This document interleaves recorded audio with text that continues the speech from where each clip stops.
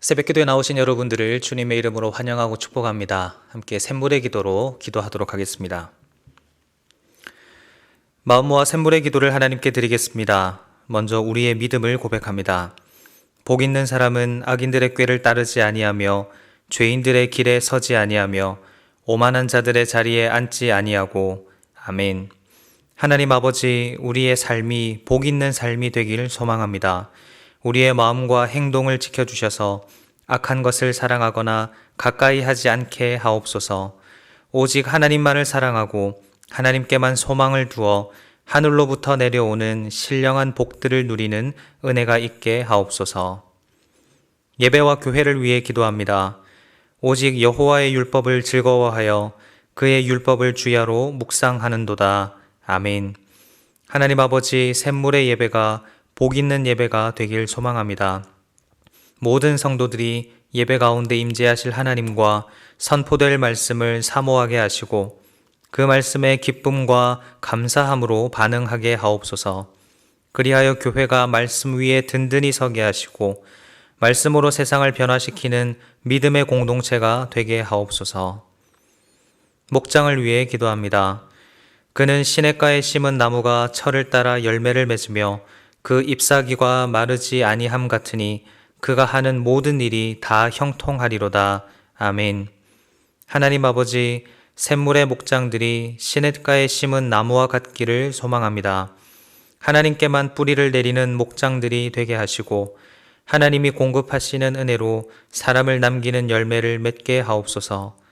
코로나로 인해 어려움을 겪는 목장을 위로하시고 다시 일어설 수 있는 힘과 용기를 허락하여 주옵소서. 다음 세대를 위해 기도합니다. 악인들은 그렇지 아니하며 오직 바람에 나는 겨와 같도다. 그러므로 악인들은 심판을 견디지 못하며 죄인들이 의인들의 모임에 들지 못하리로다. 아멘. 하나님 아버지, 우리의 자녀들이 복 있는 사람이 되길 소망합니다. 악한 길로 가지 않게 하시고 오직 하나님의 편에 서서 주의 말씀과 교훈으로 양육되게 하옵소서. 지혜와 지식을 더하여 주셔서 맡겨진 학업을 잘 감당케 하시고 하나님께서 주신 비전을 향해 달려가는 믿음의 세대들이 되게 하옵소서. 나라와 선교사님을 위해 기도합니다. 무릇 의인들의 길은 여호와께서 인정하시나 악인들의 길은 망하리로다. 아멘. 하나님 아버지, 이 나라 가운데 하나님의 복을 부어 주옵소서.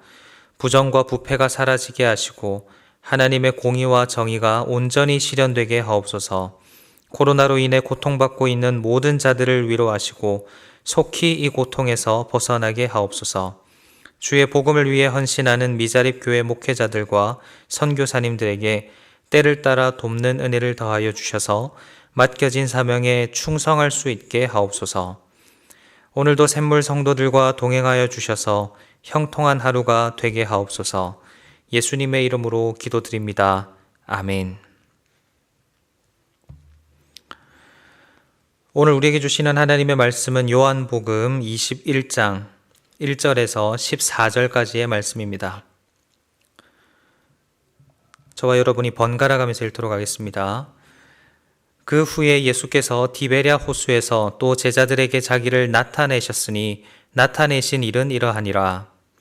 시몬 베드로와 디두모라 하는 도마와 갈릴리 가나 사람 나다나엘과 세베대의 아들들과 또 다른 제자 둘이 함께 있더니 시몬 베드로가 나는 물고기 잡으러 가노라 하니 그들이 우리도 함께 가겠다 하고 나가서 배에 올랐으나 그날 밤에 아무것도 잡지 못하였더니 날이 새어갈 때에 예수께서 바닷가에 서셨으나 제자들이 예수이신 줄 알지 못하는지라.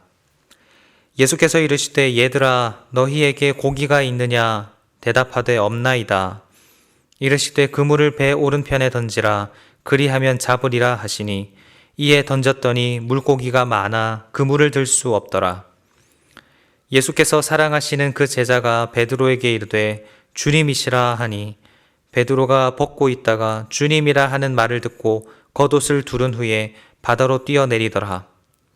다른 제자들은 육지에서 거리가 불과 한 50칸쯤 되므로 작은 배를 타고 물고기 든 그물을 끌고 와서 육지에 올라보니 숯불이 있는데 그 위에 생선이 놓였고 떡도 있더라. 예수께서 이르시되 지금 잡은 생선을 좀 가져오라 하시니 시몬 베드로가 올라가서 그물을 육지에 끌어올리니 가득히 찬 큰 물고기가 153마리라. 이같이 많으나 그물이 찢어지지 아니하였더라. 예수께서 이르시되 와서 조반을 먹으라 하시니 제자들이 주님이신 줄 아는 고로 당신이 누구냐 감히 묻는 자가 없더라. 예수께서 가셔서 떡을 가져다가 그들에게 주시고 생선도 그와 같이 하시니라. 이것은 예수께서 죽은 자 가운데서 살아나신 후에 세 번째로 제자들에게 나타나신 것이라. 아멘. 오늘 저는 본문의 말씀을 통해서 예수님의 처방전이라는 제목으로 함께 말씀을 나누기를 원합니다. 한때 우리나라에 참 유행했던 그런 말 중에 N포세대라는 말이 있었습니다.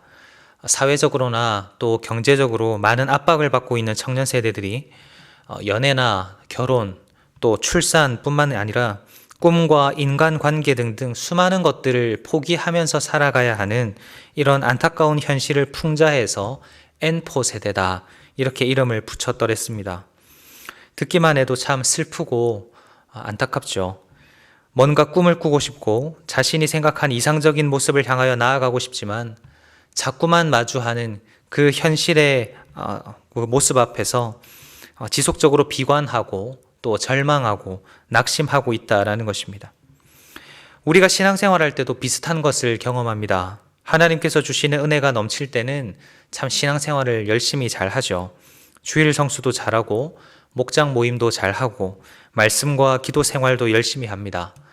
그런데 어느 순간 죄에 물든 자신의 모습을 발견하거나 반복적으로 계속 비슷한 죄의 유혹에 넘어지는 자신을 발견할 때 자꾸만 자신의 연약함과 부족함을 곱씹으면서 절망하고 자신감을 잃고 이전의 신앙으로 회복이 잘 되지 않는 그런 모습들이 있습니다.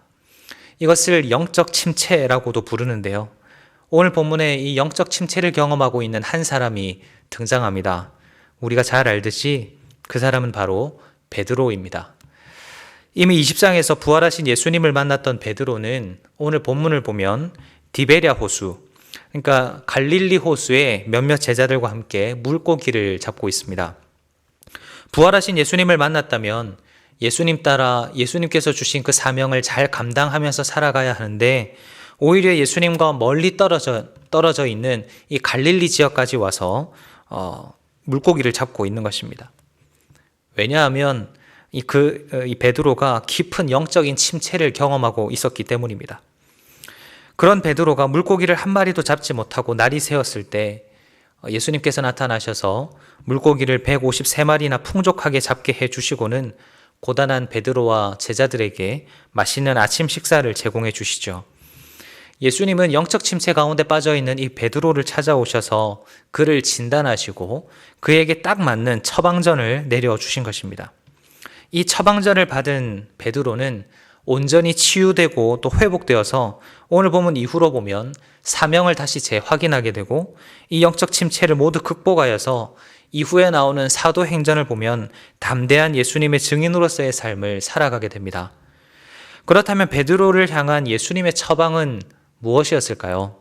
오늘 세 가지를 함께 살펴보도록 하겠습니다. 먼저 예수님은 환부를 치료하셨습니다. 베드로가 물고기를 잡고 올라왔을 때 예수님이 계시던 곳에는 숯불이 피워져 있었습니다. 아마 베드로는 예수님께로 나아오다가 이 숯불을 발견하고 흠칫 놀랐을 겁니다. 왜냐하면 이 숯불이라는 단어는 헬라어로 안트라키아라고 하는 단어인데요. 성경 전체에서 딱 2번만 등장하는 단어입니다. 바로 오늘 본문에 한번 나오고 다른 곳에는 요한복음 18장 18절에 나오는데요. 요한복음 18장 18절을 보면 그때가 추운 고로 종과 아랫사람들이 불을 피우고 서서 쬐니 베드로도 함께 서서 쬐더라. 여기서 등장하는 불이 바로 안트라키아입니다. 그런데 이 불이 어떤 불입니까? 예수님께서 붙잡히신 것이 걱정이 되어서 몰래 예수님을 따라왔던 베드로가 자신의 정체를 들켜 예수님을 모른다고 딱 잡아떼던 장소가 바로 이 안트라키아 불 앞이었습니다. 베드로가 예수님을 피해 갈릴리로 내려간 이유가 무엇입니까? 그에게는 트라우마가 있었습니다. 예수님의 수제자를 자처했던 자신이 예수님을 3번이나 부인했다는 그 죄책감과 자책이 그를 트라우마의 상태로 몰고 갔고 결국 영적인 침체를 경험하게 되었습니다. 그래서 부활하신 예수님을 이미 만났음에도 불구하고 제자된 삶을 살아가기보다 이전의 삶으로 돌아가서 사람을 낚는 어부가 아닌 이전처럼 물고기 잡는 어부가 되어서 살아가고 있었던 것입니다. 모든 것이 절망스럽고 모든 것이 원망스럽고 그래서 예수님만 생각하면 미안해지고 자꾸만 머릿속에서 떠나지 않는 그 기억 때문에 베드로는 꽤 오랫동안 힘들어하고 괴로워했을 것입니다. 그러나 그런 베드로의 병명을 정확하게 캐치하신 예수님은 베드로를 치료하기 위해서 어떤 수술 도구나 어떤 약물을 준비하신 것이 아니라 무엇을 준비하십니까? 숯불을 준비하십니다. 왜 하필 숯불입니까? 숯불만 보아도 옛 생각이 떠올라서 괴로운 너에게, 숯불만 보아도 나에게 미안해서 더 이상 제자로 살아가기를 버거워하는 너에게 이제는 이 숯불이 너에게는 좋은 추억이 되게 해줄게. 이 숯불이 있던 자리는 더 이상 네가 나를 부인했던 자리가 아니라 이제는 나와 따뜻한 아침 식사를 나눈 자리로 기억되게 해줄게. 예수님은 그래서 이 숯불을 가지고 베드로의 아픔, 이 환부를 치료하고 계신 것입니다. 둘째로 예수님의 처방은 영양 보충입니다. 우리가 실제로 중대한 수술을 받거나 몸이 좋지 않아 치료를 받을 때 의사 선생님들로부터 꼭 듣는 말 중에 하나가 이것이죠. 식사 잘하세요. 영양 보충 잘하세요. 힘이 있어야 이겨냅니다. 이런 말입니다. 예수님도 마찬가지셨습니다. 숯불을 통해서 베드로의 상처를 치유하신 예수님은 이제 베드로에게 영양 보충을 시켜주시는데요. 그것은 바로 예수님 자신입니다. 오늘 본문을 보면 중요한 암시 2가지가 나타납니다. 먼저 5절과 6절에 나타난 빈 그물 사건인데요. 이미 예수님과 베드로는 비슷한 경험을 한 적이 있습니다. 누가복음 5장에서 베드로는 이미 빈 그물의 아픔을 경험한 적이 있는데요. 그러나 그때 예수님께서 깊은 곳에 가서 그물을 던지라 라고 말씀하셨고 그 말씀에 순종하자 베드로는 그 그물이 찢어질 정도로 물고기를 가득 잡게 됩니다. 그런데 그 사건이 오늘 본문에서 또 한 번 재현됩니다. 예수님을 만나서 그물을 가득 채웠던 베드로는 예수님을 떠나서 다시 빈 그물의 신세가 되죠. 현실의 아픔과 절망 속에서 하나님을 벗어나 그 치욕의 숯불의 자리를 벗어나서 내 힘으로 어떻게든 살아보려고 발버둥 쳤지만 베드로에게 남아있었던 것은 빈 그물 뿐이었습니다. 그때 예수님은 그 부족과 결핍, 메마름과 빈곤을 다시 충족시켜 주시기 위해서 아침 식사를 준비하시는데 그 메뉴가 하필 생선과 떡입니다. 여러분 이 메뉴가 참 익숙하시죠? 무슨 사건이 떠오르십니까? 요한복음 6장의 오병이어 사건입니다. 생선과 떡을 가지고 남자만 5,000명을 먹이신 예수님께서는 자신을 생명의 떡이라고 말씀을 하셨는데요. 오늘도 동일하게 말씀하십니다. 얘들아 와서 조반을 먹으라. 와서 생명의 떡을 먹으라. 이렇게 말씀하십니다. 예수님은 생명의 떡이 되신 자기 자신을 내어주시면서 다시금 자신과 함께 할 것을 베드로에게 권하고 계십니다. 여전히 예수님 볼 낯이 없어서 아무것도 잡히지 않는 빈 그물만 붙잡고 있던 이 베드로에게 예수님은 친히 찾아오셔서 자기 자신을 내어주시면서 영양 보충을 시켜주고 계십니다. 힘을 내. 나와 함께 있으면 더 이상 빈 그물 인생이 아니라는 거 너도 잘 알잖아. 나와 함께 있으면 더 이상 배고픈 인생이 아니라는 거 잘 알잖아. 다시 나와 함께 하자. 이렇게 말씀하시면서 베드로를 격려하시고 힘을 주십니다. 셋째로 예수님의 처방은 반복되는 외래 진료였습니다. 베드로를 향한 예수님의 치료는 한 번의 치료로 끝나지 않았습니다. 우리식으로 표현하면 시술 한 번 받고 처방전 받았다고 끝나지 않았습니다. 예수님은 반복적으로 베드로를 만나 주셨습니다. 마치 환자가 병원에 외래 진료를 하며 의사 선생님을 계속 만나는 것처럼 말입니다. 단지 차이는 병원에는 환자가 찾아가야 되지만 예수님은 베드로를 직접 찾아오셨습니다. 오늘 본문을 보면 굳이 기록되지 않아도 되는 부분이 기록되어 있는데요. 바로 1절과 14절입니다. 1절과 14절은 오늘 본문의 내용과 크게 상관이 없는 내용이지만 저자인 요한은 굳이 1절과 14절을 기록하고 있습니다. 1절에서 예수님이 또 제자들에게 나타나셨다라는 기록, 그리고 14절에서 이 나타나심이 세 번째다라는 기록, 이 기록은 이 요한이 굳이 기록하고 있는 본문이라는 것입니다. 왜 예수님께서 베드로를 찾아오셨고 그것도 세 번이나 외래 진료를 하러 오신 걸까요? 아마 짐작하시겠지만 이 세 번이라는 횟수가 베드로에게는 아픔이었기 때문입니다. 예수님께서 겟세마네 동산에서 기도하라 하실 때는 전혀 문제의 심각성을 깨닫지 못하고 잠만 잤었죠. 그런데 예수님을 잡으러 오는 사람들이 나타나고 실제로 예수님이 잡혀가니까 베드로는 깜짝 놀랍니다. 심지어 예수님께서 닭 울기 전에 네가 나를 3번 부인할 것이다 이렇게 말씀하셨을 때 절대로 그런 일은 없을 거라며 호언장담을 했지만 실제로 그런 일이 일어나니까 예수님을 부인할 뿐만 아니라 예수님을 저주까지 하는 그런 모습을 보여줍니다. 이런 자신의 모습이 떠오르니까 견딜 수가 없었던 거죠. 나는 왜 이럴까? 내가 무슨 낯으로 예수님을 볼 수 있을까? 예수님이 부활하셔서 참 다행이긴 하지만 나는 더 이상 예수님 곁에 있을 수 없어. 나는 그럴 자격이 안 돼. 그러면서 다른 제자들과 함께 갈릴리로 내려간 것입니다. 이런 베드로를 예수님이 굳이 3번이나 찾아가십니다. 네가 3번 나를 부인한 것 때문에 힘들어하느냐? 그렇다면 내가 3번 너를 찾아가서 너를 만나고 너를 위로해 줄게. 너의 마음이 완전히 치유될 때까지 내가 너를 찾아갈게. 만약 베드로가 3번이 아니라 5번 예수님을 부인했다면 예수님은 기꺼이 5번 베드로를 찾아가셨을 겁니다. 우리가 병원에서 외래 진료를 몇 번 가야 할까요? 정해진 건 없습니다. 나을 때까지 가야죠. 예수님도 그러셨습니다. 베드로의 마음이 나을 때까지 언제 어디서든지 예수님은 베드로를 찾아오셨습니다. 사랑하는 성도님 여러분, 예수님이 베드로에게 처방하신 3가지 처방을 우리가 함께 살펴보았는데요. 예수님은 베드로의 아픔을 정확하게 아시고 그 부분을 치료해 주셨고 그리고 잘 회복하고 힘을 얻도록 영원한 생명의 떡이 되신 자기 자신을 베드로에게 내어주셨고 또 온전히 베드로가 나을 때까지 반복해서 찾아와 주셨습니다.